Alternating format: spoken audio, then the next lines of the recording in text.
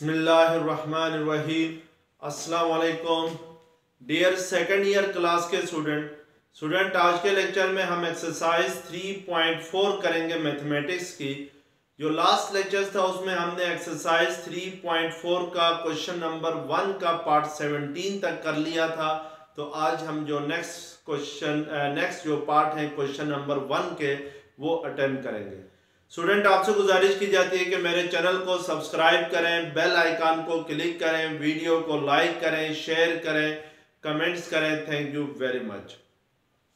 Exercise 3.4 में हमारे पास जो मेन टॉपिक था वो है इंटीग्रेशन बाय पार्ट है। तो लास्ट लेक्चर में भी स्टूडेंट मैंने आप लोगों को इंटीग्रेशन बाय पार्ट क्या होती है और इसको हम कब किसी फंक्शंस को इंटीग्रेट बाय पार्ट करते हैं ये सारी कंडीशंस बता दी थी। तो आज हम यहाँ पर इंटीग्रेशन बाय पार्ट क्या होती है इसका एक रिव्यू देखेंगे और इसके बाद हम लोग एक्सरसाइज का क्वेश्चंस करेंगे।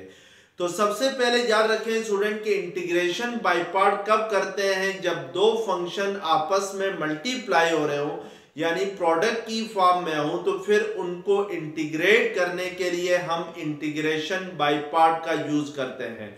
तो इंटीग्रेशन बाय पार्ट के लिए जो फार्मूला था वो क्या था कि लेट्स सपोज मैं दो फंक्शन लेता हूं, फर्स्ट फंक्शन को मैं u कहता हूं और सेकंड फंक्शन को मैं v कहता हूं, और यहां पर फंक्शन u और v आपस में क्या हो रहे हैं, मल्टीप्लाई हो रहे हैं। तो इट मींस के इनकी इंटीग्रेशन हम क्या करेंगे, इंटीग्रेशन बाय पार्ट करेंगे।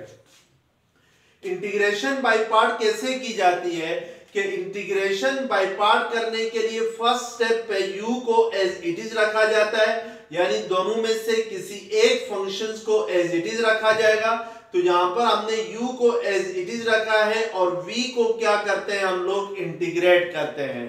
फिर माइनस करके हमने क्या करना है कि जिस फंक्शंस को फर्स्ट स्टेप में हमने एज इट इज रखा है, यहां पर u है, तो इसका डेरिवेटिव लेना है, और जिसको पहले हमने इंटीग्रेट किया था यानी v, उसको दोबारा इंटीग्रेट करना है विद रिस्पेक्ट टू x। फिर इस डेरिवेटिव और इस इंटीग्रल को आपस में मल्टीप्लाई करना है और इनका जो प्रोडक्ट आएगा उसको अगेन क्या करना है, इंटीग्रेट करना है विद रिस्पेक्ट टू x।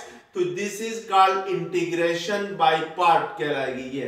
तो अब जैसे हमारे पास क्वेश्चन नंबर 1 का पार्ट 19 है कि क्वेश्चन नंबर 1 आपके पास है evaluate the following integral by parts है, और इसमें पार्ट 19 है कि ln of x whole square dx, यानी ln of x whole square dx को आपने इंटीग्रेट करना है, किसके जरिए, बाय पार्ट के जरिए इंटीग्रेट करना है। तो हमें पता है कि बाय पार्ट इंटीग्रेट करने के लिए हमारे पास कम से कम दो फंक्शंस जो हैं वो प्रोडक्ट की फॉर्म में होने चाहिए, जबकि यहां पर ln of x whole square एक सिंगल फंक्शन है और क्वेश्चन में हमसे कह रहा है कि इंटीग्रेशन बाय पार्ट करनी है। तो हमें पता है कि इंटीग्रेशन बाय पार्ट के लिए दो फंक्शन का होना लाजमी है, तो इसलिए हम यहाँ पर ln of x whole square को वन फंक्शन कंसीडर करेंगे और सेकंड फंक्शन हम खुद अपनी तरफ से लेंगे, दैट इज 1, यानी 1 को ln of x whole square के साथ मल्टीप्लाई करूं तो इससे कोई फर्क नहीं पड़ता है। अब स्टूडेंट यहाँ पर आपने इंटीग्रेशन बाय पार्ट करना है, तो जो u है उसको आप ln ऑफ x कंसीडर करें और जो v है उसकी जगह यहाँ पर क्या है, 1 है। तो फर्स्ट स्टेप पे आपने क्या करना है, ln of x whole square को एज इट इज रहने देना है, 1 की इंटीग्रेशन करनी है विद रिस्पेक्ट टू x। जैसे हमने u को एज इट इज रहने दिया है, v को क्या किया है, इंटीग्रेट किया है विद रिस्पेक्ट टू x। तो v आपके पास इस क्वेश्चंस के अंदर क्या है, 1 है। फिर माइनस करके अब आपने जिस फंक्शन को फर्स्ट स्टेप पे एज इट इज रखा था यानी ln of x whole square, इसका डेरिवेटिव लेना है, और जिसको पहले आपने इंटीग्रेट किया था फर्स्ट स्टेप के अंदर उसको अगेन इंटीग्रेट करना है। फिर इस डेरिवेटिव और इस इंटीग्रल को मल्टीप्लाई करके जो फंक्शन आएगा उसको अगेन क्या करना है, इंटीग्रेट करना है। ये वाला जो इंटीग्रल है ये इंटीग्रल है the integration of product of derivative and integration. अब स्टूडेंट हम इसको सिंप्लीफाई करते हैं तो ln of x whole square as it is आ जाएगा। 1 की integration with respect to x क्या होती है, x होती है। तो जैसे पहले भी आप लोगों को बताया मैंने कि जो इंटीग्रेशन है वो डेरिवेटिव की रिवर्स प्रोसेस है। जैसे आपको मालूम है कि derivative of x with respect to x किसके इक्वल होता है, 1 के इक्वल होता है। और तो फिर 1 की integration with respect to x क्या होगी, वो आपके पास x के इक्वल होगी। तो because derivative and integration are the reverse process of each other, so integration of 1 is x होगी। अब नेक्स्ट स्टेप में आपने ln of x whole square का डेरिवेटिव लेना है। तो पहले आपने स्क्वायर का डेरिवेटिव लेना है by power law. Power law of derivative क्या होता था कि derivative of x power n equal होता है n into x power n minus 1 होता है। और फिर ये जो आपके पास डेरिवेटिव आ गया ये इस पावर n का डेरिवेटिव है। फिर मल्टीप्लाई करके आपने इस बेस का डेरिवेटिव लेना है। तो यहाँ पर बेस क्या है, x है, पावर में क्या है, n है। तो इट मींस के बेस का डेरिवेटिव, बेस क्या है आपके पास, x का derivative with respect to x है। तो x का derivative with respect to x किसके इक्वल होता है, 1 के इक्वल होता है। तो इट मींस के पावर लॉ ऑफ डेरिवेटिव फिर क्या होता है, n into x power n minus 1 होता है। तो यहाँ पर ln of x whole square का डेरिवेटिव लेना है।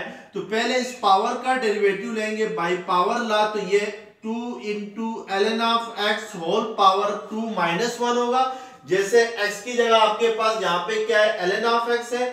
तो फिर इट मींस के और पावर n की जगह क्या है आपके पास 2 है। तो जैसे हम इसको लिखते हैं n into x power n minus 1 लिखते हैं। तो यहाँ पे ये 2 into ln of x whole power 2 minus 1 होगा इंटू डेरिवेटिव ऑफ क्या आ जाएगा, ln ऑफ x आ जाएगा।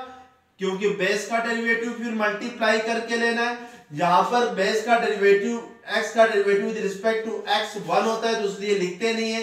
लेकिन ln ऑफ x का derivative with respect to x 1 नहीं होता है तो उसको मेंशन करना लाजमी है। Multiply by integration of 1 dx है। तो 1 की इंटीग्रेशन क्या होती है, x होती है। तो फिर इनकी प्रोडक्ट की क्या लेनी है, इंटीग्रेशन आपने मजीद लेनी है। अब हम इसको मजीद सॉल्व करते हैं। तो मजीद सॉल्व करने के लिए आपने ln of x into ln of x whole square को एज इट इज रहने देना है। -2, इस 2 को हम इंटीग्रल के सिंबल से बाहर लेके आएंगे। तो 2 into ln of x whole power 2 minus 1 है। तो 2 माइनस 1 1 होती है। और into derivative of ln of x है। तो derivative of ln of x किसके इक्वल होता है, 1 ओवर x के इक्वल होता है।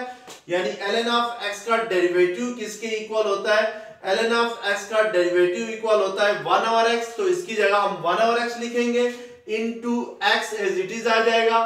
फिर हम dx लिखेंगे यानी इनकी प्रोडक्ट की इंटीग्रेशन आ जाएगी।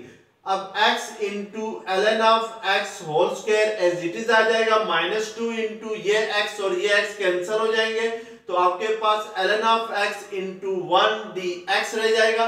तो मींस के आपके पास यहाँ पर आपने इंटीग्रेट करना है ln ऑफ x को विद रिस्पेक्ट टू x। तो अब हमने अगेन इंटीग्रेट बाय पार्ट ही करना है। इसकी ln ऑफ x की जो इंटीग्रेशन होगी वो बाय पार्ट ही होगी।